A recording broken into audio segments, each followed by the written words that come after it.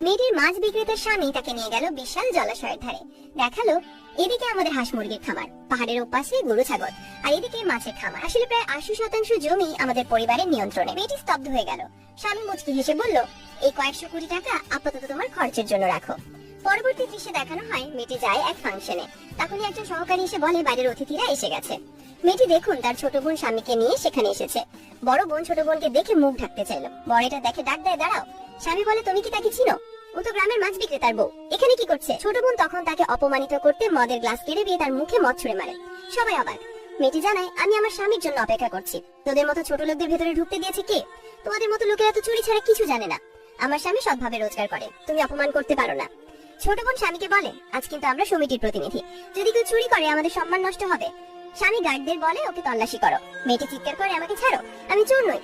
ছোট বোন, কি হলো, ভয় পাচ্ছ কেন? কিছু লুকাচ্ছ নাকি? এটা কি সোনার চুড়ি? এই চুড়ির দাম অন্তত লাখ টাকা।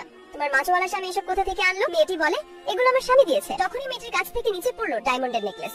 বড় বোন সেটা তুলে দেখে অবাক হলো। এটা আসল হীরার তৈরি। তুমি মিথ্যা কথা বলছো, এই দামি গয়নার ডায়মন্ডের নেকলেস নিশ্চয়ই তুমি চুরি করেছো।